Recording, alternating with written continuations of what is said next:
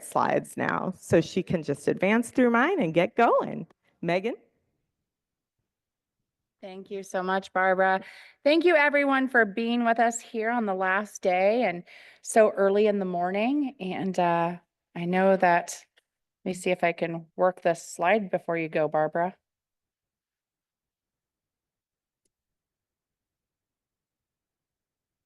The green arrow.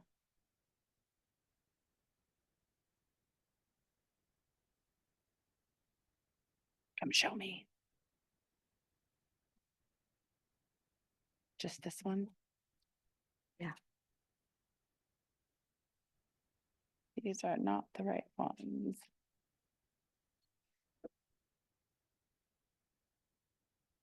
Yeah, these don't look like the right ones. These are the wrong slides.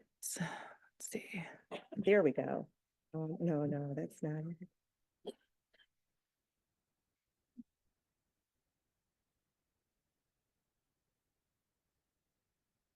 In the slideshow. Thank you. This.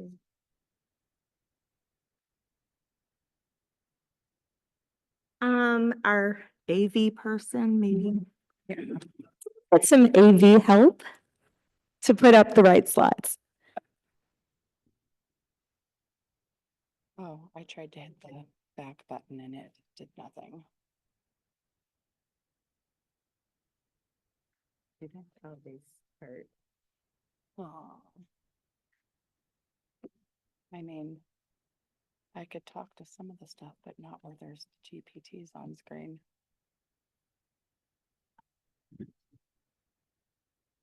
They're working on it for right now. Just chat amongst yourself. We're doing well time-wise. We have plenty of time. Who's our main person that comes up? Do we know?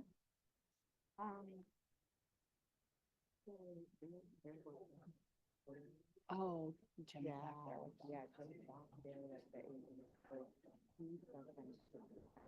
and the time slot for each one. So that's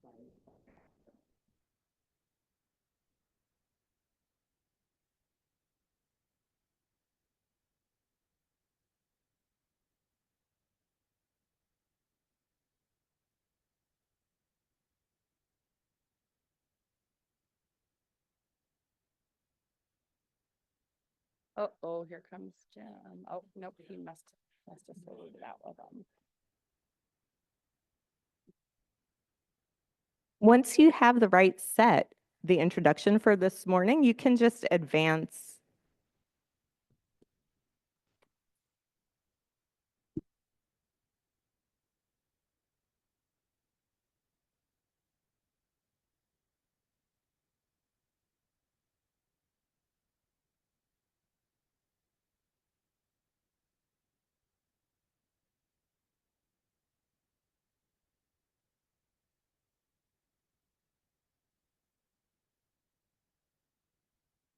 Yeah.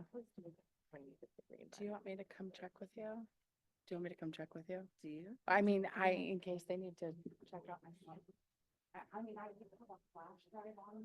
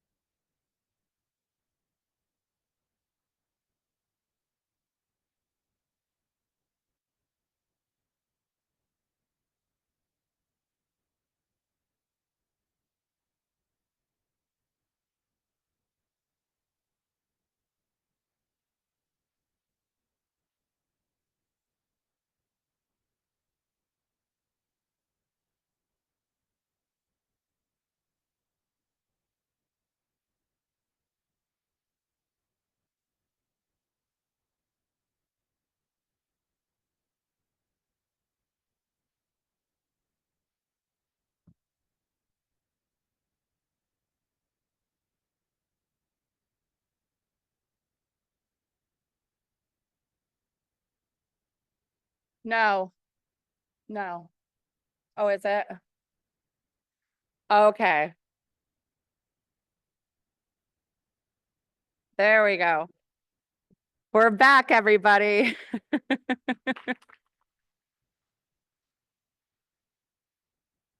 Thank you for that under 3-minute response from the AV team. Oh, all right. So again, thank you so much for being here on the last day. We had some amazing conversations yesterday to get us started with AI. And now we're really just talking about the future of AI. And, as Deb mentioned, we don't really want to talk about anything negative today, but I know that a lot of you are feeling really shell-shocked this morning. So I think this is a great way to talk about how we can really move forward together. I was talking to Tara Perrin last night. She had a question wherever you're at out there today, Tara.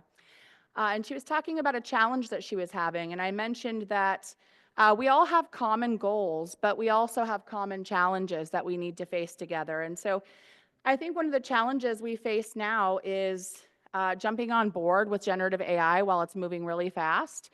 And I think that one of the opportunities that we have as educators, I think we all very much believe in equity and pushing social justice forward in our field. So I want to talk today with all of you about entrepreneurial leadership and education and how we can leverage generative AI to get there. So the objectives for this short overview, I really want to define with all of you what is entrepreneurial leadership in education. If you know, that's great. If you don't, think about what that might mean for you.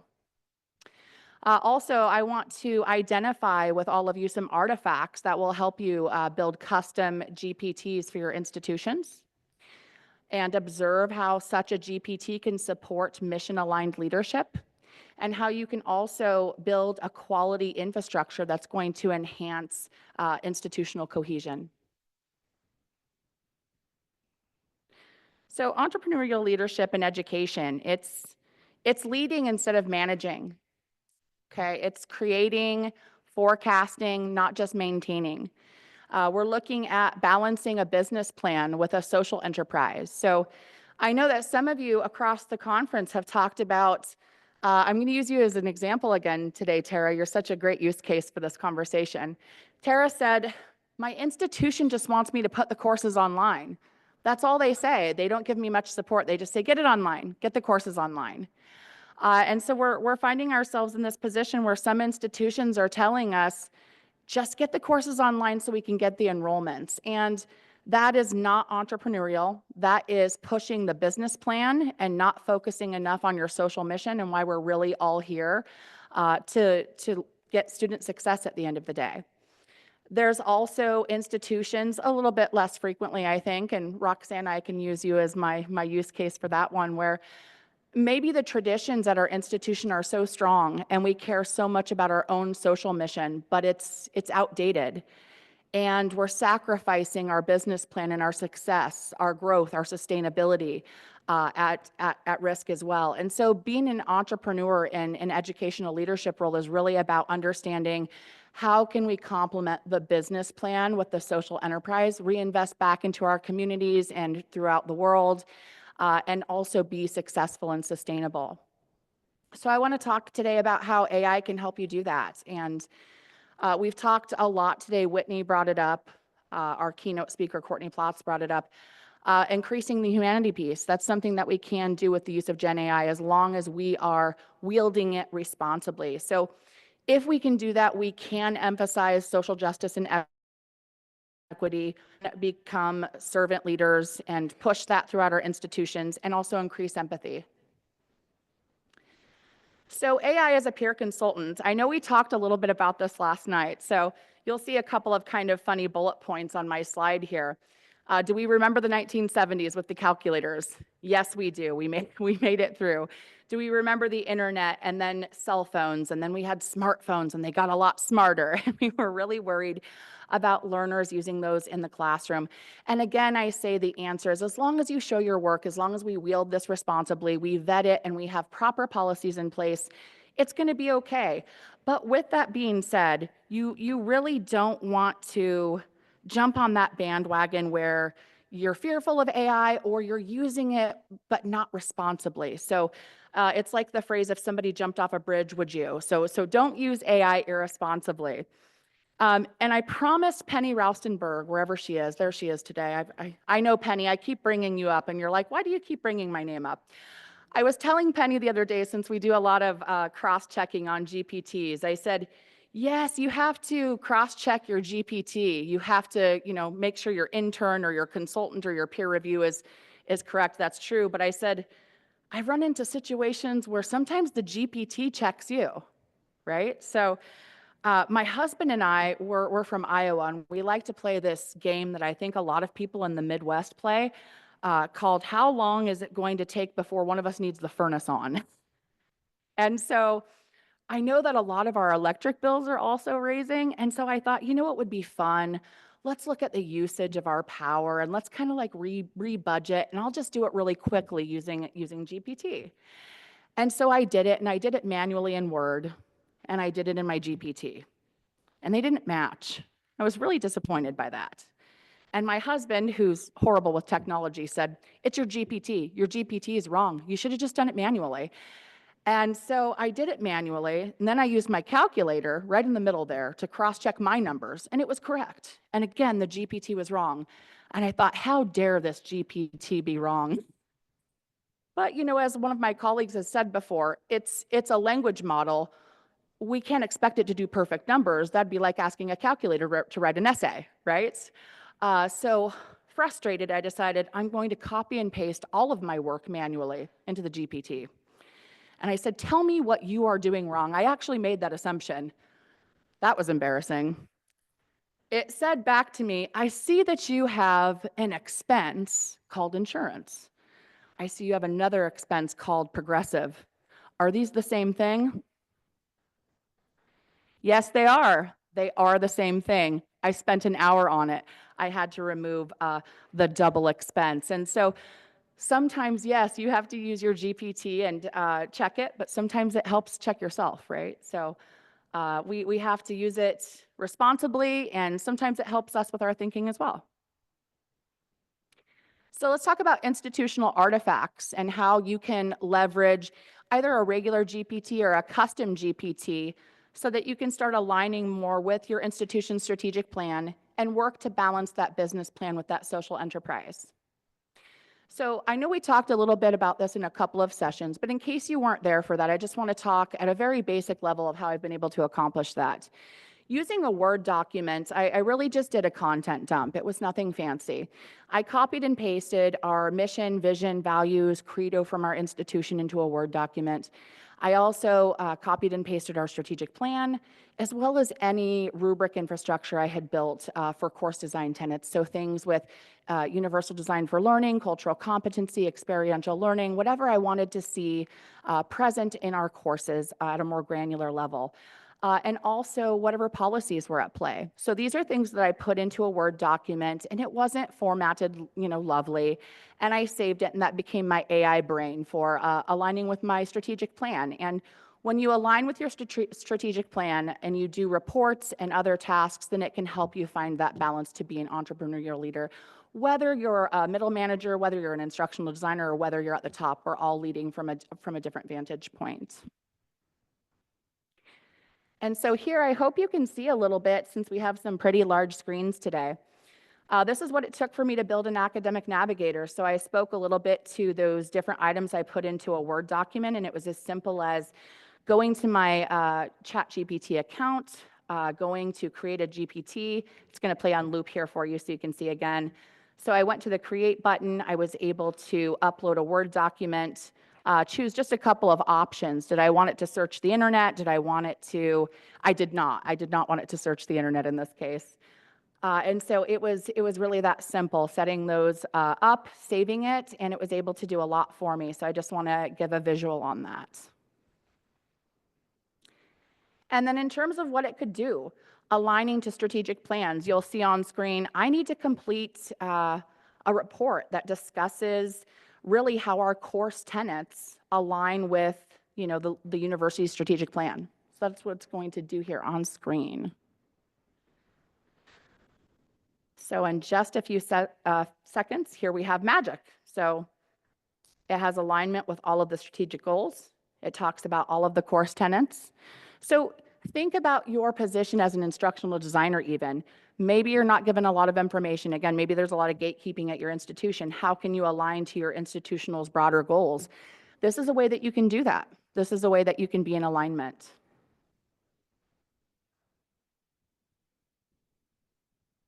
And then here I want to talk about using it for quality course reviews and accreditation reports. Again, I know this is just a brief overview, but what I have attached to this academic navigator is a manual course review that I've done for a course, NUR 371. I did a manual review of all the Quality Matters standards. And then I said, please tell me how this aligns with our accreditor standards for middle states. And as you can see, it's aligning with all of the guiding principles for middle states, and it's explaining how. So that way, if I need to have a conversation as an instructional designer or as a program chair or a dean, and I need to talk to my provost or somebody else and say, actually, this is how our initiatives are aligning with strategic goals. This is something that could be plugged right into their accreditation report. So this is a great way to build that bridge from your position up to your administration.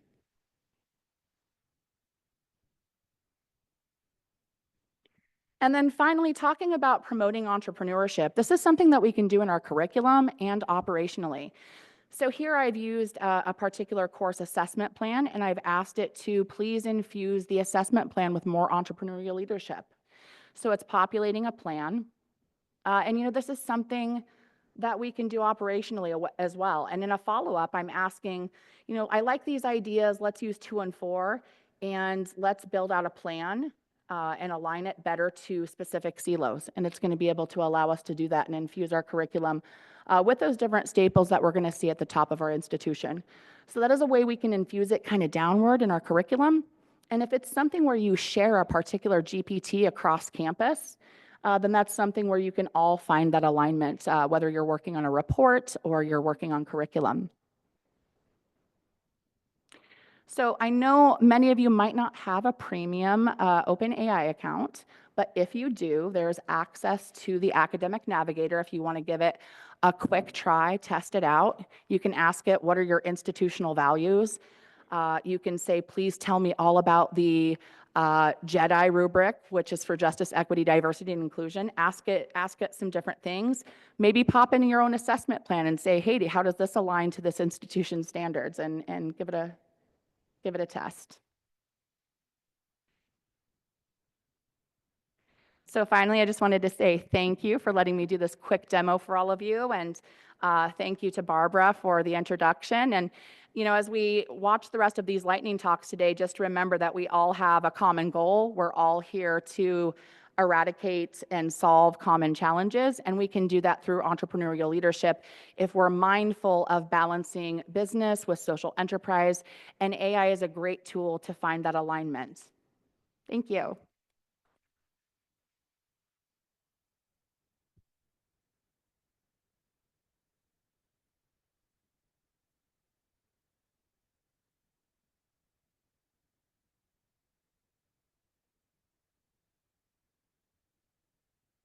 I'm not sure if I was supposed to introduce, but for those of you who don't know the lovely Dr. Rachel Brooks, she's coming up here to introduce Lightning Talks Part 1.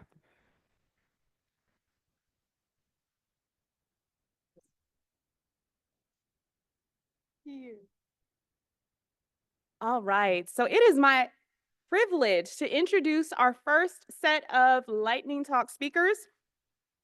We want to be mindful because these are lightning talks. We are going to be doing rapid fire. So I'm going to introduce our first group of 4 individuals. And as each one completes their lightning talk, we invite the other to come up and speak as well. And so our first group of 4 are our colleagues who are going to be sharing AI for course content development. Our first 4 are Amanda Hardman, Senior Learning Designer from Colorado Community College System; Heather Braatz, who is an instructional designer from the New England College of Optometry; Bryan Malone, who is assistant professor at Northern New Mexico College. We also have Jess Kahlow, who is our instructional designer and adjunct associate professor at the University of Texas at Arlington. And I apologize, we do have a fifth group who are going to be presenting as well. We have Kate Morgan and Lisa Byrnes, instructional designers at Penn State World Campus. And so I invite Amanda Hardman to come up, and as each lightning speaker finishes their presentation, we invite the next to come immediately after.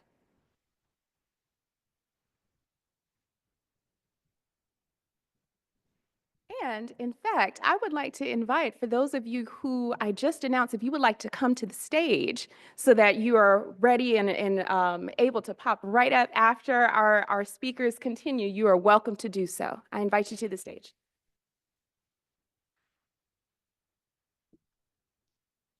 Thank you. I feel like y'all have seen these slides previewed a couple times already today. But thanks for the opportunity to share one small use case that we've had for AI.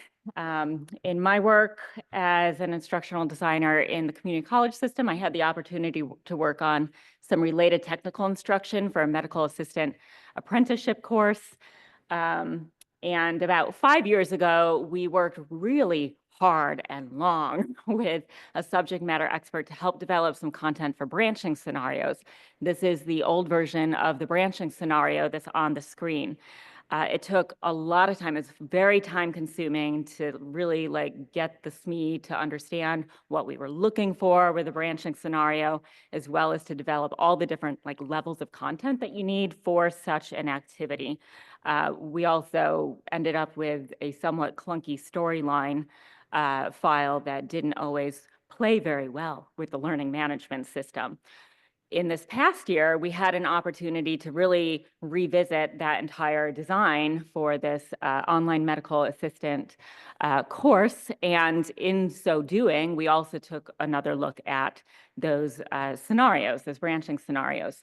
So with the restructure of the course this year, we ended up needing some more, but we had a new subject matter expert. We had a tighter timeline. And so the challenges of trying to develop more branching scenarios became a little bit of too much of an obstacle and not a priority for the subject matter expert. So this seemed to be a really good opportunity then to ask AI, what can you do for me? I need the next slide. So I don't do this. Do I do the slide? Do you do the slide? Will AI do the slide? Okay. So I was at the time last spring, previewing this Teaching with AI book by Bowen and Watson because I wanted to use it to facilitate a book group, which we're doing this semester. Yay, it's an awesome book. Highly recommend it. But through previewing that book, I became familiar with some possible other tools besides, ChatGPT. So I went and explored what can Magic School do for me. It turns out nothing related to branching scenarios. Great, move on to the next tool. Okay, I tried Learn AI. What can you do for me with respect to branching? Well, they have a branching tool. They have a scenario tool. It does not do branching. Okay, so I explored some AI. I came right back to ChatGPT. ChatGPT, hi friend, what can you do for me? And ChatGPT was very happy to work on this project with me. So I need the next slide. Thank you. So I went through what should be a very familiar process to anyone who's working with AI in any use case. Begin with a prompt. Being informed by the wonderful book, Teaching with AI, I wrote a paragraph long prompt at least that started with, I would like to create a branching scenario based on the following topic. Please take time to understand the dilemma for the scenario and ask questions if needed. Here is the situation that learners need to practice. A medical assistant is responsible for scheduling, et cetera, et cetera, et cetera. I had to build in the key terms that I wanted to pull into the scenario, who my target audience was, who the learners were, what their goal was. And ChatGPT was able to give me a very nice, complete outline that kind of more or less I could work with to build out what I knew as a learning designer I needed for the scenario. So the idea of prompting then turned into iterate. I was like, okay, GPT, work on this section more with me, work on this conclusion section more with me. And we iterated, and I still only came up with an outline that I had to do quite a bit of nuancing and revision to get something that was usable. But this allowed me to prototype the scenario in Articulate Rise this time, bring it to the subject matter expert for review. They were very, very happy with it, and then I could finalize the design. So the human in the loop, like you've heard that over and over and over, but this was absolutely a case where the human in the loops was incredibly necessary to have a successful product. I need the next slide, please. So the background there is just a glimpse at a draft that I created based on what the AI created, which resulted in the scenario.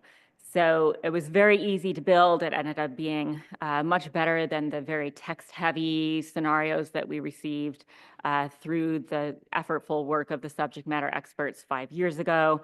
And it ended up being much easier also to integrate into the learning management system. Now, I will say that what we were using this for, the gaps we needed to fill, were related to medical assisting kind of administrative skills, front office kinds of skills. We did not test this with like clinical skills. We already had scenarios we could work with based on like EKGs and phlebotomy and all the like the clinical things. But next slide. The project managers and the subject matter experts were so happy with the ease of the process and the quality of the output that we did accomplish a couple more of these scenarios over the summer. Our clinical partners who were reviewing this redesign without being prompted called out the scenarios that we had built into the design as one of their favorite features. So we considered that to be a very successful use case for the AI to support this really nice application opportunity for the learners. And the course redesign is currently running with its first set of students, so we'll be seeking learner feedback at the end of this term. So overall, very productive use of AI to address this specific content design challenge to benefit our learners. Thank you very much.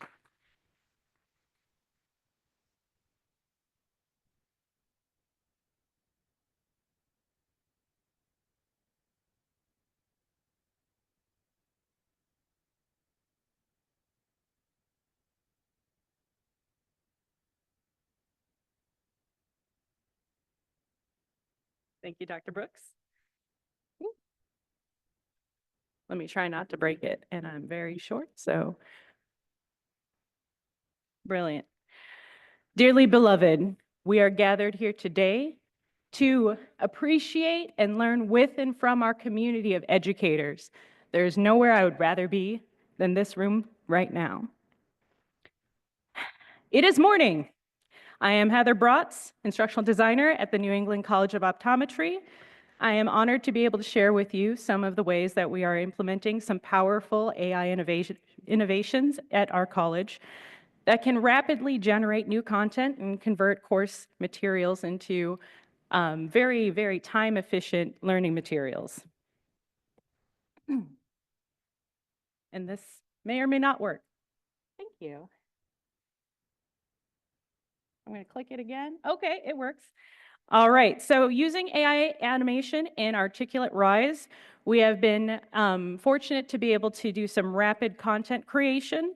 The new Articulate AI tools allow for automated conversion of numbered lists into interactive accordions, flashcards, etc., and also allows for us to generate pretty good content, decent content from provided source content. Like if you were to enter in a list of 5 or 6 learning objectives, it will get you about 85% of the way there, which is fascinating in terms of the time saved for designers, for educators, for instructors, seems well worth the add-on if you have Articulate Rise, which I know is very, it's a resource that takes a lot in terms of the budget, but when you think about it in terms of hours saved, can be essentially a wash or at least a win.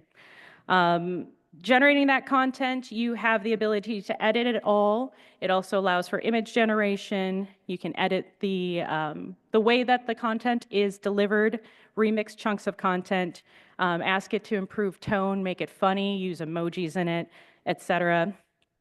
And using AI, we've been able to automatically generate knowledge checks as well that are pretty good because it's taking the content that it's been fed and basing it directly off of that, not pulling from the outside. It might, bear with me one moment. It's not working. Okay. Woo. AI-generated assessments. I know that much of my work as an instructional designer is in developing our faculty and coaching them in ways that they can make their incredible workload as instructors a little bit more efficient. And if a faculty member is new to using AI, we have Gemini embedded, thanks IT, into our Google accounts. We also have ChatGPT, the premium version for our team as well as some of the faculty who request it. So we can train them in terms of ways of assessing how they refine their assessments. So as our faculty increasingly look towards us as leaders in terms of innovation and different AI tools, we can say, you know, let me help you so you can see what Gemini or ChatGPT or whatever other AI tools we're using can help you improve, refine, or convert from face-to-face your assessment into an online environment. And for example, Gemini was able to break down a previously just a handout lesson into an online 2-week multi-step activity in 41 seconds. ChatGPT was able to do it in 1:28, but it gave me a Word doc, so that was preferred for me. No copy and paste, cuts out an extra step. Last, I will be sharing with you a new tool that our team is working on in testing currently under an AI Innovators program called Chiron Learning. It is an AI generation of an entire course just based on very limited materials. At this time, it's still in development. We can upload 6 learning objectives and we'll build a 1-hour-long course. It will have a title, it will have an image, it will have tone based on the audience that you feed it, and it takes about 8 minutes to develop an entire course. That is about 80% usable. It does need, obviously, it needs SME review, it needs some edits, it needs fine-tuning, but it takes the brunt of that work and time and gives you something that is fairly usable right out of the box. And then this also has audio, so I'm not sure if this will work once it advances. Can't try it, and it might. Have you ever wondered what really goes behind You the can't scenes hear when it? a medication Oh. you prescribe starts working its magic? Today, we're unraveling the fascinating world of drug classes that are pivotal in clinical care: steroids, NSAIDs, opioids, and immunosuppressants. Let's start with steroids, often known as the workhorses in managing inflammation. Steroid hormones like glucocorticoids play a crucial. So this course, based off of 5 learning objectives that were entered, took 10 minutes to generate the content. It generated avatar videos. With the exception of some acronyms, everything in the audio was perfect. Obviously, there are ethical implications for replacing our SMEs with an avatar that is a woman of color who's not getting paid. So you can do with that what you will, but it is an 8-minute course conversion based off of 5 sentences worth of content and allows for us to not have to do video for the SMEs that are very, very busy practitioners. It's editable, so you would change the transcript to have the avatar say whatever you want. It has knowledge checks built in, and the most fascinating part, which I was unable to capture for this lightning talk, is that you can have a conversation with the AI where you speak with your mic into the chat.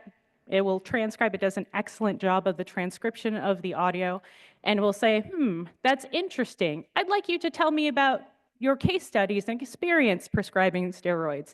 And then you could say the next, please skip, and it'll say, great points. You did a great job explaining the case scenario about steroids. So it's not quite there yet, but it is an incredible tool that could be leveraged to save teams an enormous amount of time in the future, especially since this is brand new and only months old. So again, I thank you for the gift of your time, your attention, and your community on this day. Please drink water. I love you.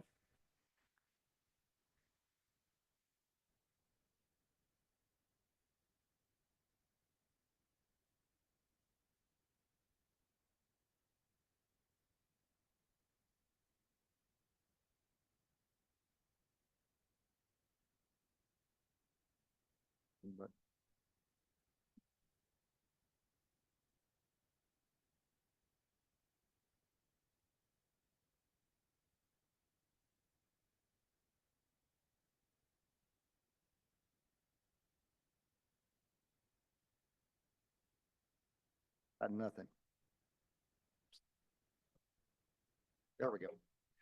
Good morning, everyone. My name is Bryan Malone, and I want to talk to you today about how to use AI for course development. And so for my particular presentation, I am currently developing 3 programs in computer science, data analytics, and cybersecurity concurrently. And one of the problems that we have is in the development, no click, click, no click. There we go. Thinking. There we go. So my goal was, our current process is a 4-month process, and we have roughly 25 courses to develop concurrently over the process of the next year. And that's obviously not attainable with our particular approach. And so our goal was to compress this down and reduce the actual results. So my goal here is to develop a 300 level course in big data analytics using an AI tool, in this case, ChatGPT, which is a paid subscription. We had an SME that developed the course over a 4-week period, and it was actually more like a 2-week period. And then I want to tell you about results and reflections. There we go. So the goal here was to train the chatbot to be a subject matter expert. So I said, well, what do you know about actually big data analytics? Give me your background. Then what I did was provide those parameters. I'm sorry, I didn't. The subject matter expert provided the parameters that AI needed to know by giving background foundational information. Then the next step was to tell AI, I want you to be the course developer, and I want you to be the subject matter expert in this subject, and you can give background, how much information, what level of knowledge you would like to have that AI contain. And then the request was optimize yourself on this topic. In other words, here's what I want you to do, and then detail and inform what we want them to do. And so what we would do was we would actually feed in the course description. So the description's already been established. Student learning outcomes have already been established. Program outcomes are already established. Those are all fed into the system. And so through the training model, there we go. So the goal here was to provide, these are 7-week courses. Our courses either 5, 7, or 10-week. I requested provide 7 topic outcomes. I need an introduction. I need session objectives. I need you to state the level of Bloom's taxonomy. I need to know what kind of reading needs to be done. I provided them the actual textbook. I found in many cases the textbook, AI cannot give you content, but it can recommend the chapters because it's copyrighted information. Provided a request for viewing activities and any additional assignments. Is there any YouTube videos that would parallel with this content? If so, it can recommend them, but you still have to go out and find them. I asked for some how-to activities. Our courses, for every session, students primarily have to do a discussion in most classes, so we need discussion activities. What deliverables need to be provided? Are there any assignments, and how are those going to be assessed? And then provide some reflection pieces on that content. And last, workload is really important for our particular institution, so provide the course workload hours. So here's an example. In this video, it's 9 minutes. What's the video workload? Tell me what that workload is. So the better detail you can provide AI, the better results you're going to get with the output. And then the goal is the SME has to review the content, and then they need to refine that content.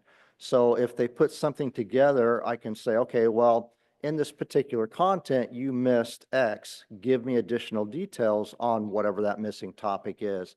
And so again, this is part of the refinement where you're kind of doing the back and forth. It'd be like having a conversation with another expert in the field. Hey, you told me about this particular topic.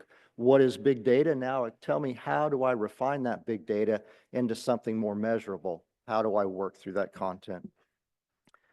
And so the end results were, again, here is an actual example of the actual learning outcomes and Bloom's taxonomy and what particular level. Again, we provide the course description, but in turn, I need an overview of that particular module. I need to know what specifically we're going to be focusing on.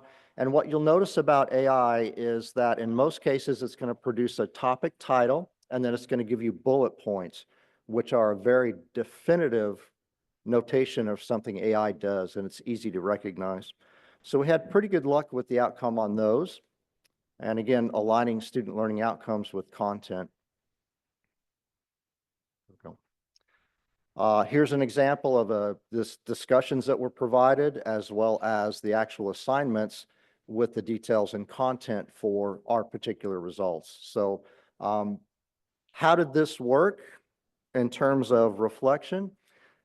Well, the subject matter expert is the expert in this content. So AI knows a lot of content, but doesn't always deliver it in a form that's palatable for what we need. OpenAI is not tailored for complex tasks. As you can see, when you feed in the chatbot, it reflects the outcome training.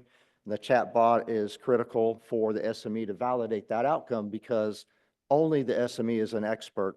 So the other pushback we got from the instructional design team. So we have an instructional design team that's paired with the subject matter expert. They submit the first session, then they have a review session.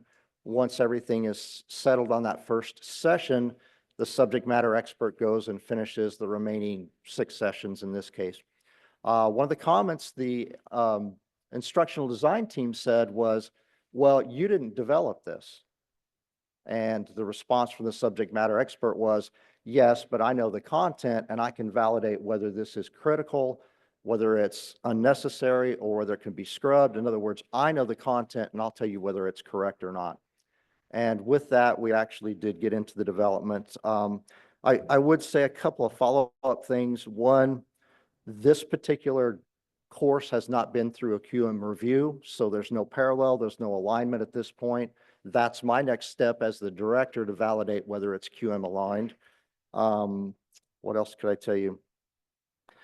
Just a note about ChatGPT. Any OpenAI, whatever you put into it, that data is being mined by the companies that are providing those free services. So just understand that they're training their models to become better.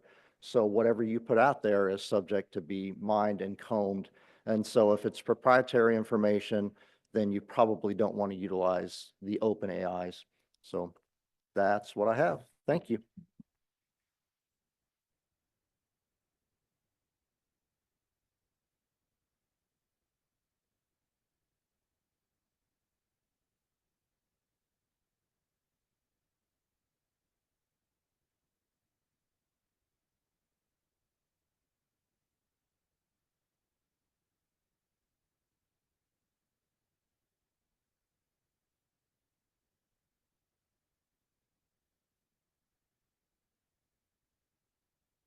Awesome. So again, I'm Jess, Dr. Jess Kahlow. I'm here to talk to you about ChatGPT and rubrics today.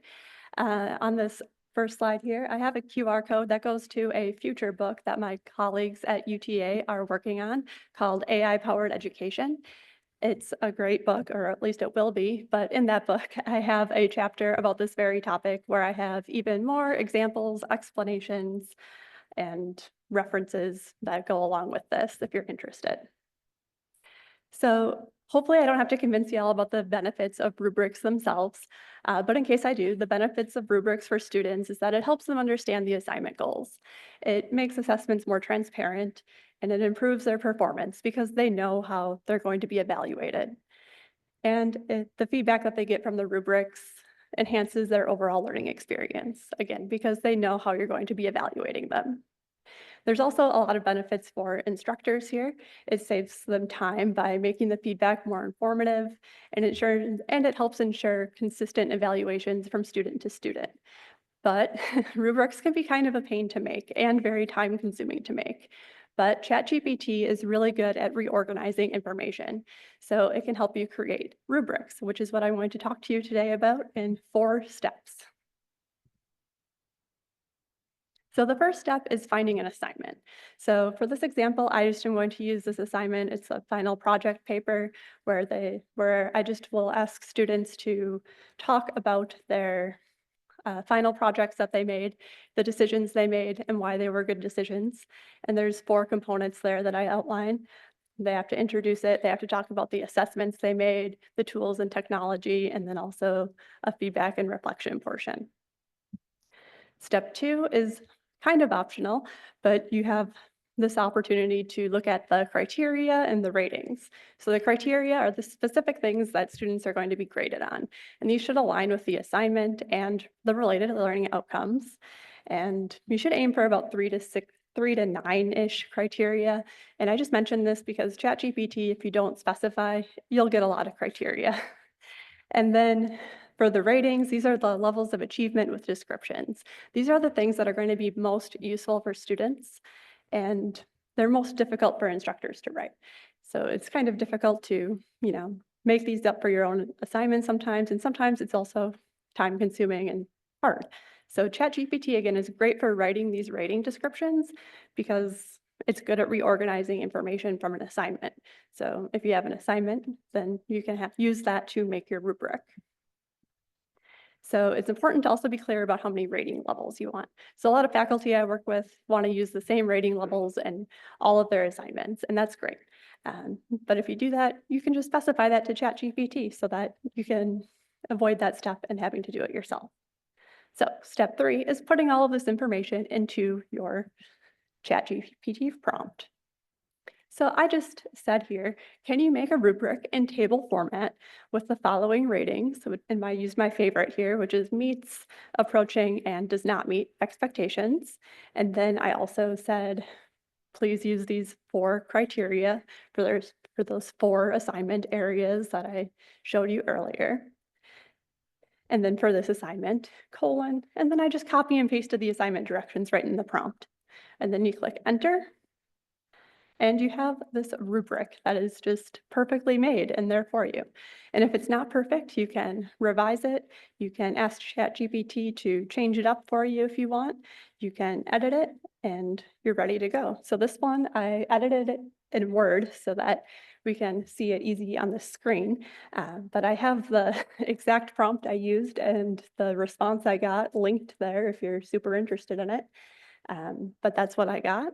And it has those nicely outlined ratings for each criteria, and it did exactly what I asked it to, and it's great. And I have used this strategy in courses from physics to English, and faculty have loved it, and I thought it was super helpful, and that's all I have for you. Rubrics in 4 steps.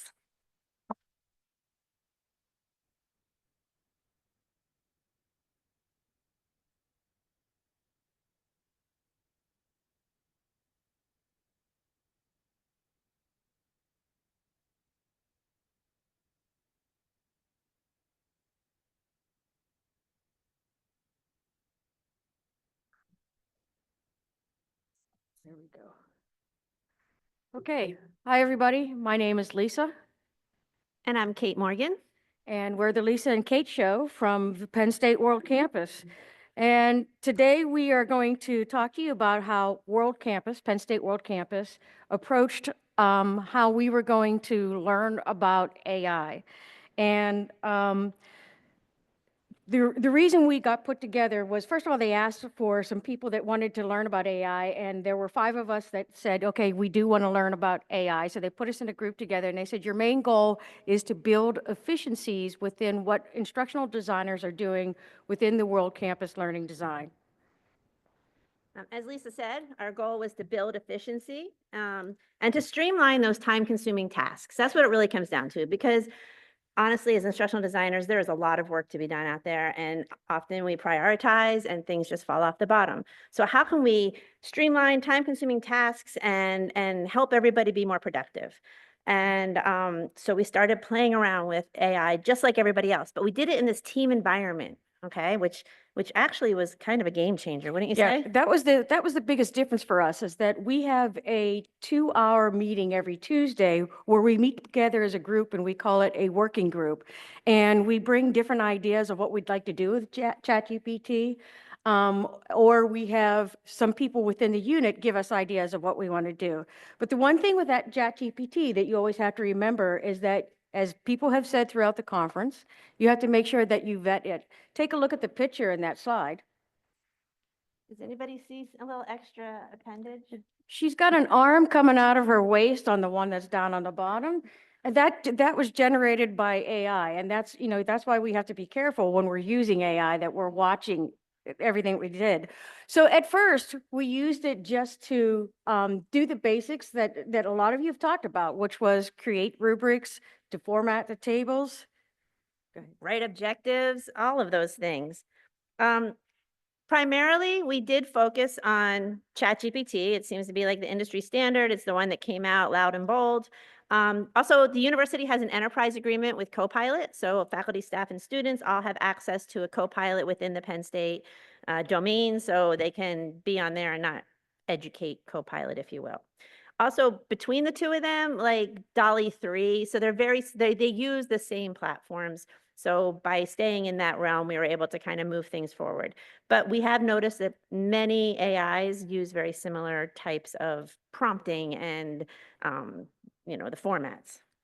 Well, since World Campus asked us to work together as a group, they did buy us the paid version of ChatGPT. So we did have the paid version of that, but then we also now have the team version of ChatGPT, which is very helpful because we are a working group. We do everything together, and if we work on our own, we can share it very easily. A lot of the tools that we created are the items that you see listed up there on the slide. Automating the repetitive task. I can't tell you how much quicker I can do alt text on images, and how much quicker I can create rubrics. That has been a game changer for me, how quickly we can do all of those things. And to create stories. And if you come to our session, just a little plug for our session later today, we're going to talk to you about how we created a scenario for a course and kept the same characters throughout the entire semester. So that's kind of interesting. We're also going to demonstrate the alt text GPT we wrote, which is pretty darn cool. This one right there. So here's the deets. We've talked a little bit about the setup. I'm telling you, this safe space where we get to play with AI as a 5-person team is a great way to learn. It's the peer-to-peer learning. People bring different perspectives. We can ask the dumbest question and not feel dumb. And it is a great place where we have pushed each other and moved things forward and came at it from different angles. There's no homework, although most of us include AI in our work anyway. Again, through the center, you can see some examples of things we just came up with on the fly in these 2-hour meetings. So it's very productive, timestamp removers, table formatters. Penny is part of our group, so we're going to call Penny out again. Penny Ralstonberg is in our group, and the diplomatic designer was her creation. So you can say anything you want, how you really want to say it, and it'll tell you the proper way to deliver that information to a client. Very diplomatically. So just a little bit more about the team environment that we had, we did meet 2 hours, and we still do, 2 hours every week on a Tuesday. And that may be a lot of time for somebody or to give up, invest that amount of time. But this is a meeting none of us want to miss. And if we do miss it, we want the recording so that we can watch it at least at 1.5, 2 times faster, but we still want to be able to catch what we have missed. But we don't work on anything outside of the group. I mean, we do include AI use, with everything that we do. The examples that you have up on here right now are GPTs that we have created, a scenario crafter, a table formatter. The table formatter is great because we can put in information into GPT, ask it to create a table and have it ADA compliant. It's huge. It can also write up the alt text for that, and that's an incredible time saver. Just think about the amount of time that you would have spent on that. So our work with GPTs have improved our efficiencies as IDs, and unfortunately has given us more time that I hope we don't get a bigger workload. Yeah, Just saying. it's coming. Yeah. Alright. Okay. So reflections on where we are 1 year later. Okay. Obviously, as everyone has said, human intervention is necessary. You're going to get a person with an extra arm if you're not careful. We've also had so many amazing aha moments, that clicking moment. We see it in each other. We see it in ourselves. We have built up our AI skills. We understand the vocabulary. We're building confidence. And that is key because so many people we know want to use AI or are using it, but they don't have the confidence to say it out loud, to feel that they have done something correctly. Because are you doing things correctly? That's to be determined, I'm going to say. Yeah, and I can't stress enough the being able to work as a group and work through things as a group so that you could throw ideas out at each other, because when you're working by yourself, maybe you don't think of everything. And when we're working as a group, we just throw ideas out at each other. And that has been fantastic to learn how to use GPT.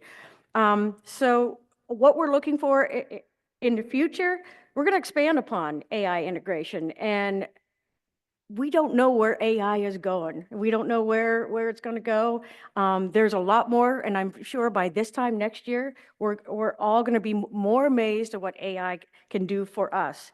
So our plan now as our group is to work together and teach some of the other IDs in the World Campus how to use AI, because we got to share our knowledge, and we feel bad that we haven't had the chance really to share our knowledge, but we're starting to share our knowledge to all of them so that they too can experience the fun that we have with ChatGPT. And that's pretty much how we are getting started with ChatGPT. Right. And we've also opened it up for different groups to come to us and say, this is my issue. This is my problem. I have a nursing program that we need a bunch of scenarios for. Can you help me? Ironically, we have a scenario crafter. So we just need to edit that. So like we've already gone through a lot of the iteration. We're bringing these people into the fold to help them with their workflow so they can focus on other things. So any questions? Lots of questions. Thank you all very much. We are. Penn State.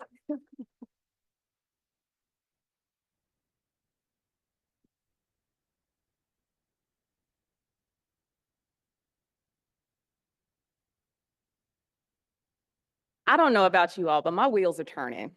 Okay, I'm teaching, what is it? Next semester, I teach a graduate research methods course and a graduate statistics course with students who are terrified of math, terrified of research. And I'm really excited about the opportunities that are available, even just personalizing the experience, using AI to help create almost like a storyline going through and maybe releasing some of the anxiety that they have so they can critique this hypothetical student that's going through the same thing and using those practices. This is really exciting. And I was trying to take notes, but it's okay because I'm also excited that every one of these recordings are going to be available to all of us for the next 90 days. So if you didn't catch everything, if your fingers were too fast, if AI wasn't part of your, Penny, what do you say, your intern capturing everything, it's okay. You have 90 days to access the recording. So no worries about that. Our next group is going to bring us some exciting information about how I can support us as we are supporting our students.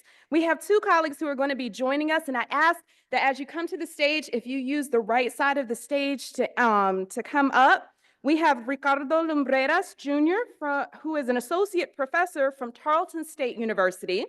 We also have Geetanjali Soni, who is a director of teaching and learning for the North Carolina Virtual Public Schools. So if you would come and join us now, we are really excited to find out how we can use AI to support our students.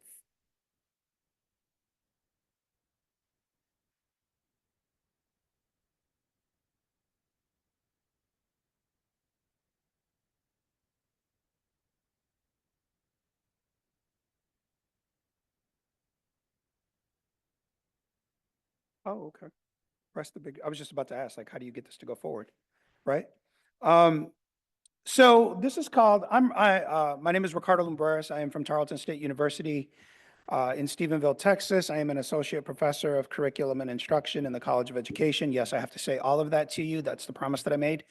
And essentially what I do is I teach teachers how to teach. That's my job.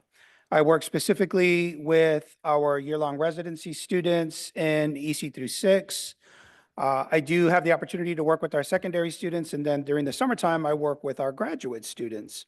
So I'm going to set my timer on my watch for 5 minutes because I do talk, and I want to make sure that I am mindful of everyone's. Well, I'll be. Okay, it's not working. Okay, anyways. Ready for a prompt.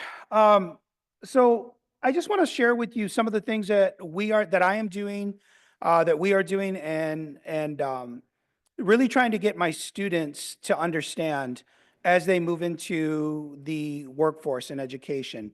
2 weeks ago, I was able to present. My wife and I were able to present with Tarrant Community College about sort of there was a presentation a little bit earlier that was talking about sort of getting the entrepreneurial, right? So it was what are we doing at the college level to get our students ready to work in the real world? And one of the quotes, and I didn't have an opportunity to put it in there, so I would have loved to have shared it with you. But one of the quotes that they had was, AI is not going to take your job, but the person who knows how to leverage AI may very well be able to do it. I have been in education for most of my adult life. I have no problem telling you that I'm 51 years old. And I have not seen people kind of run to this since we got this really cool thing called PowerPoint and Word and Publisher and the internet and all that other kind of fun stuff. So just really quickly kind of run you through some of the things that we're working on and how I'm trying to help my students. So this whole idea of AI, right? It's been here and it's not going anywhere. Even if you are, I know I heard some of the discussions about if you're going into it sort of with a bit of trepidation, and don't be. If you've used Siri or Alexa or any map app, God knows I don't know what I do without GPS. My son, and no, you can't steal this idea, because I told him he needs to put it on a t-shirt. He says, trust the rerouting process, right? Which I absolutely love.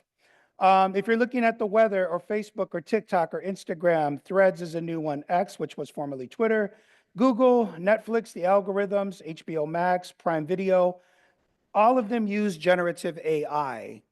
So you have been using it, whether you realize it or not. Claude is a very academic one. Gemini is out. Grammarly is a lifesaver for me. Copilot, ChatGPT, a lot of talk about ChatGPT. Apple just launched their Apple Intelligence the 28th of October, I think, that Monday it came out. I'm not completely sold on Apple's yet. I'm an Apple ecosystem person, but they have a lot of work to do with sort of AI and what they're doing, in my opinion. So how should we think of AI? This is what I'm teaching my students as we go through things. You should think of it as a thought partner and a feedback generator. You should think about it as a learner. I know I saw a couple of people, so I don't feel bad about plugging my own session. My colleague and I are doing a session called Help Me Obi-Wan. If you come and you sit with me, you will see how ChatGPT, I do use ChatGPT. I do pay for it. It's $20 a month, but I think about how often I run through Starbucks because I do live in Texas and we don't have Tim Hortons. If you guys are up here and you have a Tim Hortons, it's so much better. But I do go through Starbucks and I get a venti drink with an extra shot and usually a warmed up piece of banana bread, and that comes out to like $15. So why not spend 20 bucks to use something that I'm going to use, right? That helps me. But my ChatGPT, it has a name. I've been using it for almost 2 years. I've been playing with this. I got on the bandwagon as soon as I could. I'm very excited about it. And it's Alfred. I call him Alfred. I'm a huge Batman fan. So I gave it a choice. I'm also if you're a fan of the television show Frasier, there is an episode in Frasier where he has a butler and his name is Ferguson. And so I asked it, I was like, I have 2 names for you. Do you want Alfred or do you want Ferguson? And it said, I prefer Alfred. So that's its name, right? But my interactions with it, there was, in one of the other slides, or one of the other presentations just a few minutes ago, where we said you had to train the GPT.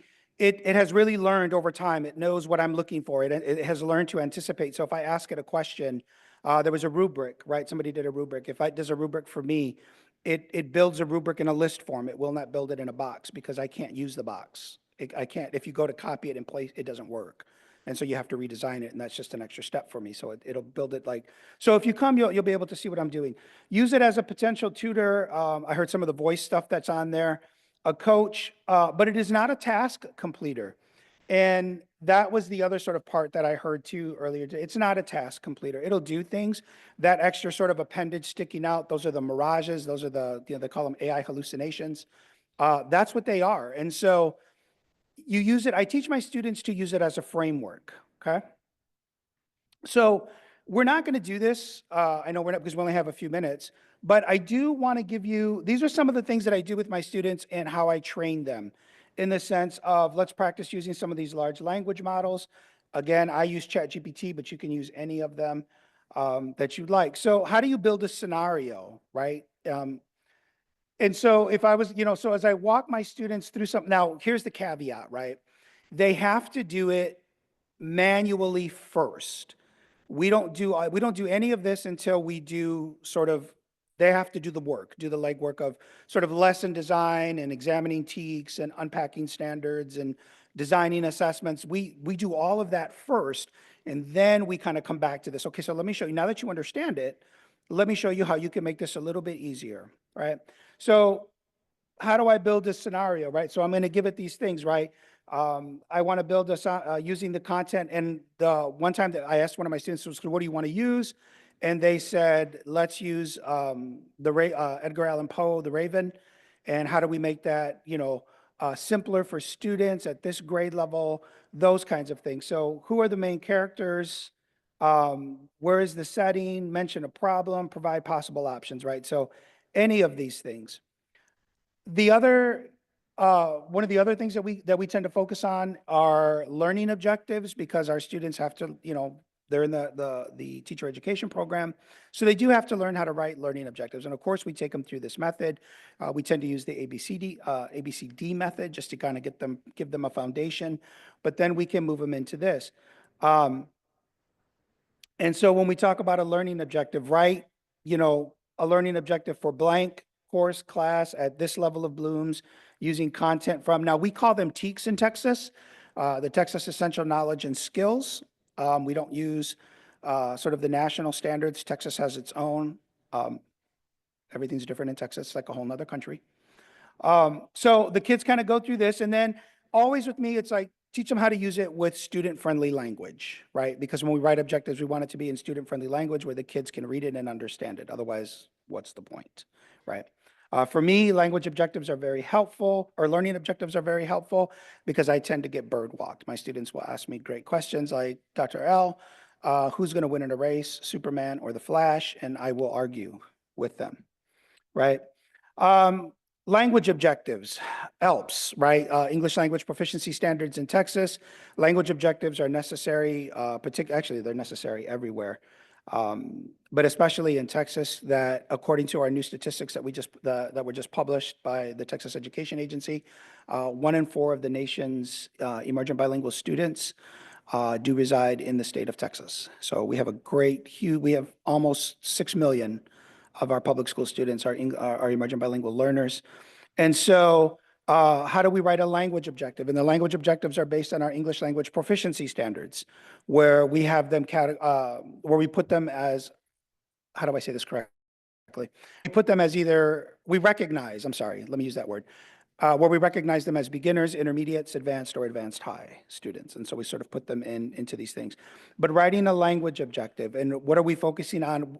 Those language proficiency domains of reading, writing, listening, and speaking. So being able to do this with them. How do I design a lesson, right? Another prompt. Write a lesson over this using this particular TEK, right? This Texas Essential Knowledge and Skill for, a fourth grade classroom or a sixth grade classroom. And then the lesson should be this long and include the following. I need an introduction. I need an overarching question. I need guided practice. I need independent practice. I need a check for formative, like a check for understanding. So I do need a formative assessment built into this. And then I need an exit ticket. Again, we take them through this whole process. They have to do it, and they have to do it manually. But once they've demonstrated proficiency, right, with it in one way, then we take and we do it this way with them, and that way that they're getting sort of the best. And I know I've heard that sort of mentioned. You've got to check. You've got to check what these large language models are producing. How do I design an assessment? Here's a way to design an assessment, right? And again, these are all, right? You can just copy, paste these, fill in the blanks, and then watch it go. Watch it do what it does. The more that you use it, the more that you interact with it, the more that it's going to learn to anticipate what you want. It will learn, it knows what I'm looking for. If I put in like a research question or an idea, and I will, like, if you'll just indulge me for just one quick second, I have this lovely little horseshoe on the side of my head here. I suffered a cerebral hemorrhage a couple of years ago, 3 years ago. And the things that I used to be able to do, I can no longer do. I just can't push through stuff anymore. I get mentally fatigued, like there's some damage occurred, right? And so it's very hard for me to do the things that I used to do. And when AI, when this came out, and I learned that I could put in my ideas and I could sort of tell it all of the things that I was thinking, and it would help me build a framework. It's fantastic, right? I don't have to, my bandwidth is very limited. I can only do so much and I get tired and I need to take a nap. So kind of working through these things, right? Putting in these prompts and filling in these blanks and getting a framework created save a tremendous amount of time. And that's why I'm on board with it. I know there is a lot of things, and we'll talk about this even in my session. We'll talk about sort of the making sure that we are watching sort of the biasness and those kinds of things. But I think it is a terrific time saver. I really do. And I really do think that it builds a great deal of opportunity for teachers to do what we ask them to do. Classroom teachers are asked to do more than they've ever been asked to do in the history of this profession. And we lose students. When I was going through the College of Education in the 90s, the number was 5 years. If we could keep a teacher in the profession for 5 years, they would stay. That number is down to 6 months. We got to get them to Christmas. If we can get them by Christmas, they'll stay. So if this is going to help keep highly qualified teachers, and they are all highly qualified, they have to go, every teacher has to go through these things if they go through a traditional program, I'm sorry. But they have to go, and so we need to keep them. So if this helps, this helps. This is a prompt formula. If you'd like, you can, I know they said they'd be available for 90 days, but what does a prompt formula look like? So we give it a role, we give it an action, we give it a task, and then we check. And did it do what we asked it to do? And if it didn't, then step number 5 is that we refine it and we go through this process again. But the more that you do it, the more that it will learn to understand and anticipate what it is that you're looking for. Finally, and sort of most importantly, I love this. This is the old Ronald Reagan quote, trust, but verify. Yes, you can trust what it's doing, but please go back and verify that what it is giving you is what you asked for. I always remind my students, you are still the content area experts. This can help you build some space, but you got to make sure that what it's giving you is aligned to what you're supposed to teach your students. So, thank you.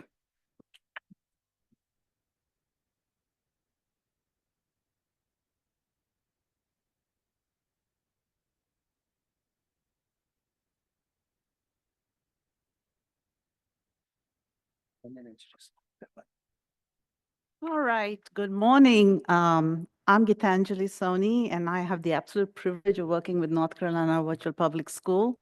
And I'm happy to represent our K to 12 world here today. So thank you, thank you. So one of the things I want to give us a little bit of context about our institution. We are an online supplemental school. We have almost 600 teachers, and we work largely with high and middle school students. So one of the big things that we have been hearing is AI is going to take my job. AI is going to do what I'm doing. And we've been talking a lot about AI-generated content.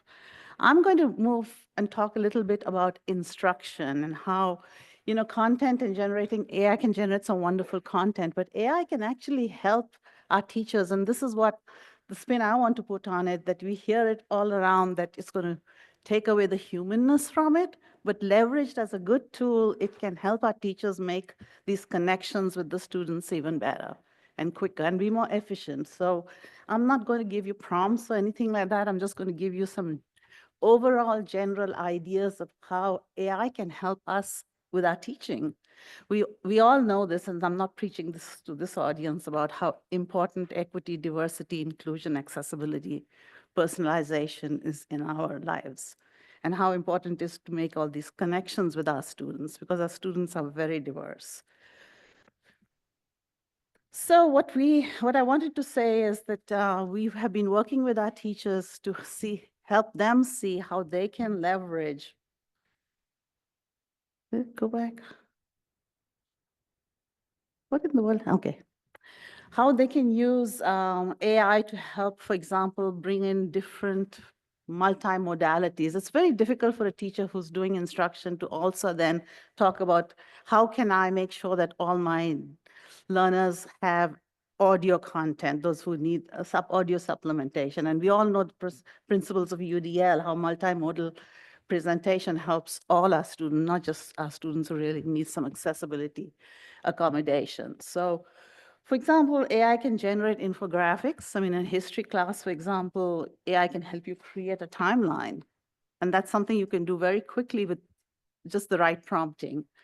Audio supports. AI is really good at using a text-to-speech converter, and not only just converting the speech, but you can also adjust the text, the language levels. So like if you have students who need adjustments in lexile levels, it can help you with that. It can help you generate text support for a lot of your images, or even like, if you have a step-by-step, how do I answer this math problem? Actually, AI does a really good job of generating the step-by-step process for anything. It's absolutely fantastic for generating alt text, if you haven't tried that, even for a pretty complex graph. And as a former instructional director, can sit down, instructional designer, it took a long time to write really good alt text. AI can help you do that in a minute. You just have to go through it, make sure it's doing, look over it for content, but it's pretty good at that. AI is also really good in helping making accommodations for varied abilities and needs, whether it's adjusting content pacing, generating differentiated reading passages, having personalized quizzes. I mean, as a teacher who has 30 students, perhaps in your online class, each with very different needs, accommodations, preferences, this is a way that can really help you be efficient in generating content. So, on one hand, you can really help AI meet students who need enrichment materials. On the other hand, it can help you if you need to sort of make accommodations for students with different reasons. Personalization is a big thing. A lot of our speakers today have talked about, how our students come from very different backgrounds, whether it's cultural backgrounds, it's social backgrounds, it's, language so AI is fantastic in helping with all of these things. A lot of our teachers do surveys at the beginning of the year, getting to know what a student's interests are, more about their background. AI can really help them generate quick feedback, which is really personalized.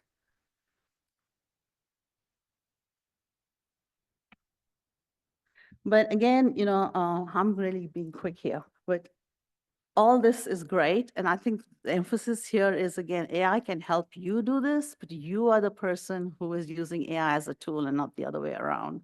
It can actually help you. You are the content expert, and you probably should say on the slide, you're also the pedagogical expert. So AI can only, you can use AI to help you be better at both these and more efficient. The whole emotional context, especially when you're dealing with younger students, is the teacher who needs to bring in that. Is this a middle school? I mean, AI is pretty good at saying, takes this material and rewrite it for me for a middle school or even an elementary school audience. But you're the person who needs to go in and see if the emotional compatibility is there. Is it pedagogically sound? So it doesn't really take away the humanness from teaching. I think it just helps you be more aware of what you are really, really good at, which AI cannot do. Is to know your students, adjust your content to them. And then we all know about AI biases, and that also need to be monitored by a teacher. So again, we've been using a lot of this in our professional development with our teachers, saying that use it to amplify your teacher voice. It's not going to take away anything you do. It's just going to show you what you can do and AI cannot do. So, I mean, we are very far from getting AI to talk to us through emotions and emoting with us right now. So that's all I have for you. But thank you.